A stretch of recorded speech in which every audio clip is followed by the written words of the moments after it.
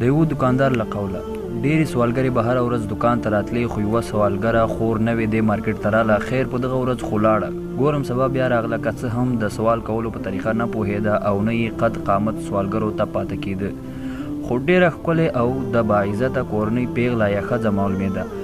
کله به چې نورې سوالګرې راغلې، اکثرو خو به د 5 روپیو لپاره هم پلتۍ ووهل، تر هغو به چې درنه وانخیستې د تلو نوم به یې هم نه اخیست.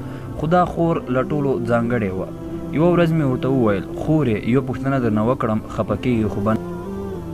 ویل یې وروره که څه کومک د الله تعالی د رضا په خاطر راسره کوي خو وکړه، که نه نو بښنه غواړم، زه ستاسو سوال ته ځواب نسم ویلی. خیر دا یې معمول شو چې روزانه یا بله ورځ به اکثره راتله، خو زه به یې هم ډېر ځورولم چې دا خور به څه شي سوال کولو ته مجبوره کړې وي.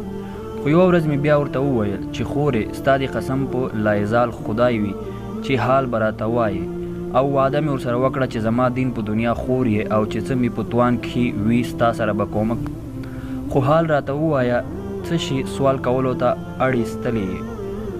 ویې ویل زه سوالګره نه یم، زه د یو ډاکټر میرمن یم چې په خوښه مو واده سره کړی او ډېر ښه ژوند مو، که به هر کار و د یو بل په مشوره به مو کولو، چې کله به کلي ته د مور کره تلم هم به مې له وړاندې پروګرام نیولو، دا چې زما خاوند د ښار په یو روغتون کې کار کاوه او ښه معاش یې درلود، نو ژوند مو هم ښه و خوشحاله او سوکاله ژوند لرو.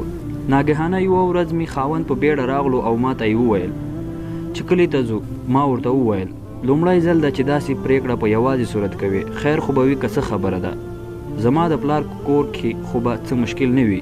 ویل یې نه بس ځان تیار کړه. ومې پوښتل ناوخته نه ده؟ ویل یې نه، خو لنډه دا چې روان شو.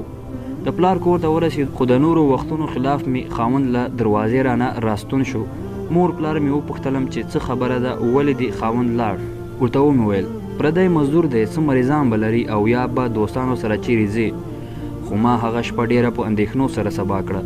په سهار ناوخته مې خاوند راغی چې بیرته مې ځان سره کور ته بوت، خو حالات یې ښه نه معلومېدل او پوښتنه مې ترې وکړه خیر خو به وي، خفه معلومیږي، خو جواب یې نه راکولو. ویل یې څه خبره نشته. خیر کور ته راغلو، خو د خاوند مې وضع ورځ تر بلې خرابېده. آخر مې مجبور کړو چې حال راته ووایي.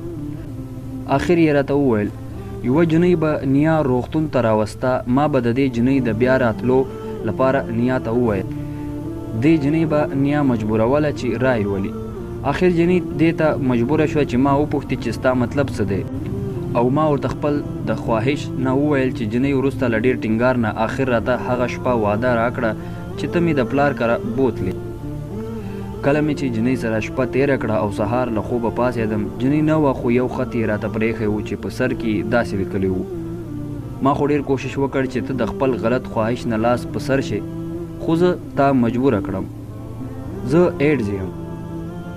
هغه ورځ چې خوشحالیو هم زموږ له کوره کډه وکړه او چې څه مو لرل هغه مې د خاوند په علاج ورکړل، او اوس چې کور ته وړم هغه د خاوند په علاج او په خوړو ورکوم، ځکه بله چاره نه لرم، یوازې د سوال لمنې په خلکو پسې ګرځوم.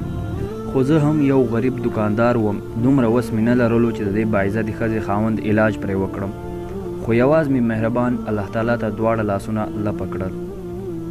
هیله کوم ملګرو چې ویډیو به مو خوښه شوې وي، د لا نورو داسې ویډیوګانو لپاره زموږ چینل سبسکرایب کړئ او ویډیو له نورو ملګرو سره هم شریکه کړئ.